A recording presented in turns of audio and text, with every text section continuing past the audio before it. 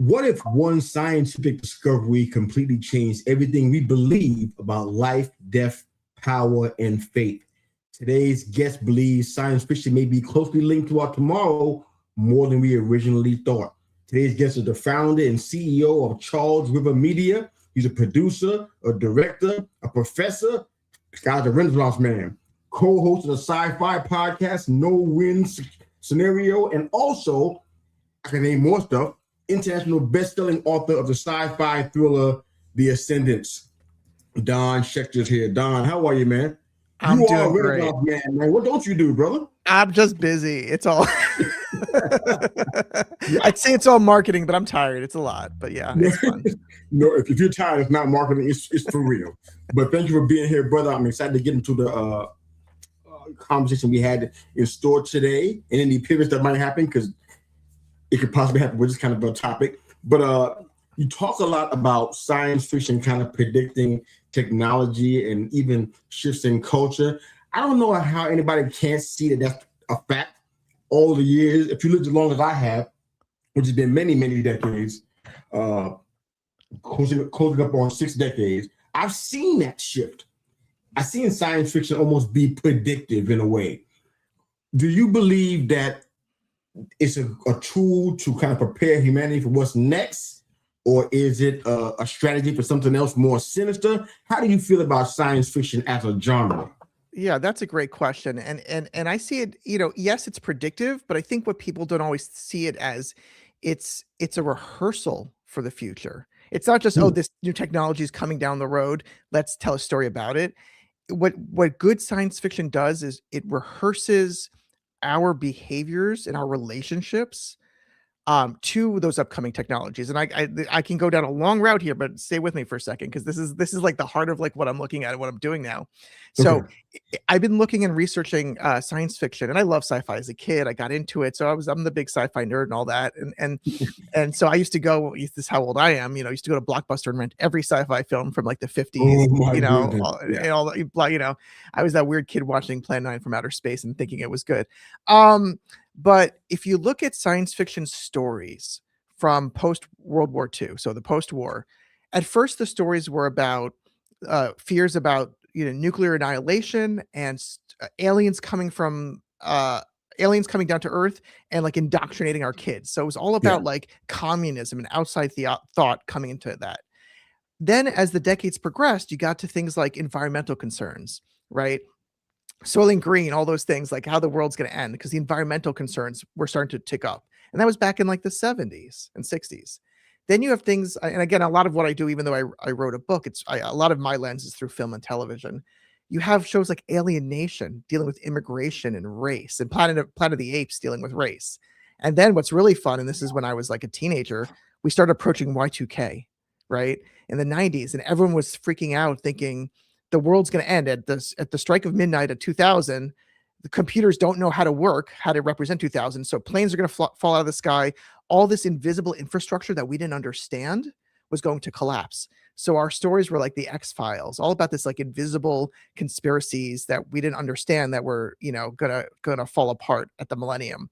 And a movie like Strange Days, which I take a lot of inspiration from in my own work, is I think the epitome. We also had movies and shows like The Terminator, when technology that we don't understand runs amok and starts trying to kill us all, right? That was our fear, right? Now it's a little bit different. That's what I'm getting to. But then Y2K happened and we survived. And so science fiction stories started to look backward, like prequels, things like that. But then 9/11 happened soon after. And prequels didn't feel right. And it wasn't about the upcoming apocalypse. The storytelling, at least in the United States, was all about, a lot of it was about, we just had the apocalypse and we've barely survived. What does it mean to be human when the apocalypse has already arrived, that has already been here? So like Battlestar Galactica, things like that were stories. And then as we started to come out of that era, it became about religion. So a lot of sci-fi stories were science fiction at its core until the very end. And then there was a religious aspect. Oh, it's not really an alien or technology. It's a god or an angel or something. And that's when I start to think about my own sci-fi stories. And I didn't like that. That's not something I wanted in my own. And so where my work is leading us now is like, we are currently in an era of like rapid technological change with AI, right? So the stories that are coming out now, including my own, but I think other people's that I've been interviewing on my own podcast, Okay. um, it's all about not the technology is out of control and going to kill us and how do we survive the technology.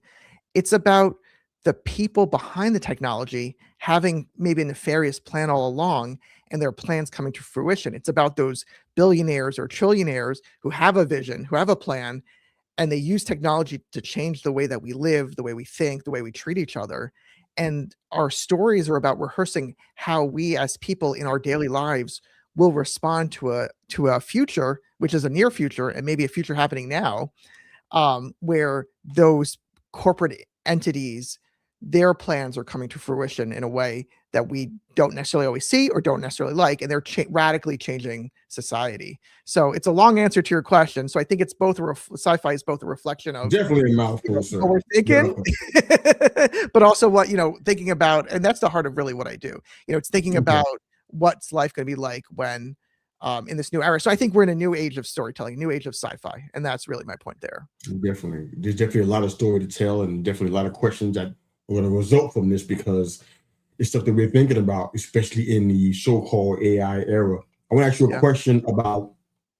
I know that there is plenty of places to find conversations surrounding artificial intelligence, biotechnology, et cetera, et cetera. Here's a question I want to ask you from a personal standpoint, personal meaning that this is just your perspective on that. Yeah.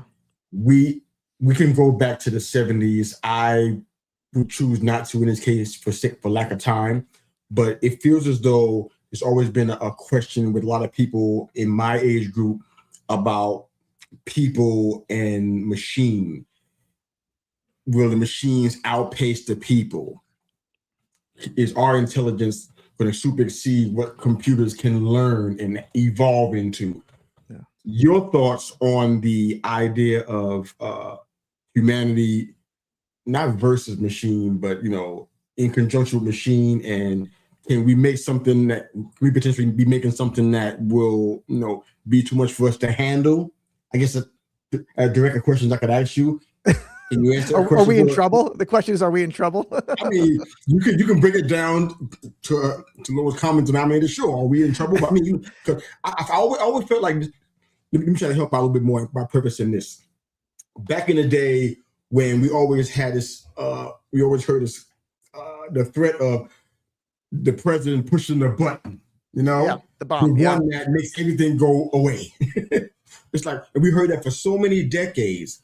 And I always felt like from that, my takeaway was, in our attempt to innovate and be more creative and to build better and bigger and stronger and faster and greater, are we in trouble? Like you said. So your thoughts on that real quick, and we'll move on to something else. It's hard to do real quick, but I think we're not in trouble because of this technology. We're in trouble because of ourselves, right? We're not in trouble because the nuclear bomb or nuclear energy was created. We're in trouble because of whether or not we have the safeguards to not launch it against people amongst ourselves. So I don't think, my personal take is that technology is not the issue, it's ourselves. So with AI, I think it's a great tool. I think it's an amazing tool. Will it get out of control? It's hard to know. That's up to us and whether it's regulated and what our societal values are. So it comes down to how people use it, not the actual technology. Is it scary? Maybe. Is it moving faster than everyone else? Yes. Does it seem like it's going to be a living thing in 10 years? Maybe. But I don't think the technology is going to say, hey, you know what? Let's kill all you humans. I think if that would happen, that's at the hands of a human. Fair enough. And you can't take the genie out of the bottle once it's out. And technology is technology. Yeah. That's something I think people are thinking about a good bit. One of the things that you talk about a lot seem to be pretty much a thread in all of your work is the whole idea of power. Who has it? Controls the information? How does it shape public belief? I mean, a lot of times I'm sitting here working at my computer and I got the news on. I'm not the biggest news fan in the world, but I try to just watch it, just see if it's something I need to be paying attention to per se.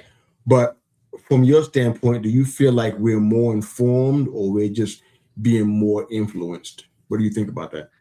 The answer is yes. I mean, generally, the answer is yes. All right, Doc. We are both extremely more informed. Yeah, we're more like informed, and we are being influenced. Yeah, we all live in our own bubbles, things like that. You know, I'm in the East Coast. I have a certain bubble of news that I like and I follow and I watch and I believe. And when something challenges that, you know, it seems fake or false or wrong. That said, we are so much more informed than we were. You know, I'm old enough to remember pre-internet, pre-YouTube. You know, you had to go to an encyclopedia to look something up or a dictionary. We can learn things so much quicker now that I think it's fantastic. We can communicate with people all over the world. It's fantastic. We can have conversations like this between two people that know each other in such an easy way and spread that message. So there's dangers of being misinformed, but I think it's wonderful how we're able to just learn so much from the technology that we've created. And again, it goes to your point, it goes back to power. Who owns, you know, the media organization, who owns the government that influences the media. So it's this horror, you know, it's this balance and this pendulum. And, you know, as long as we're moving towards more fairness in the long run, that's important. I love it. Now, I've had to take a big sigh, a big breath in before I ask this question, because anybody that watches any of our content or work, you know, I'm a man of faith. I'm pretty solidified in that regard, but I do like to ask questions about faith and science. Yeah. You know, a lot of people kind of see them as a one versus the other, the opponent, the head versus the tail. You know what I'm saying? The blue versus the red, or whatever it is. And I really feel like, if I'm getting it right, your novel kind of invites us to kind of embrace both, look at both in their respective places, and not so much as an opponent of one another. What do you think is the question that you believe people are most afraid to ask when it comes to this kind of topic? Yeah, it's tricky because it's like you don't want to offend anyone for their beliefs and all that. So how do you comment on your perspective when it comes to religion? Yeah. And that's something when I started this book like 18 years ago, this story 18 years ago, it was all about, I wanted to comment about religion. Now, not about faith. I wanted to comment about religious extremism because this was like post 9/11. I'm originally from New York. You know, it was Iraq War. It was about, oh, okay. I'm from Queens.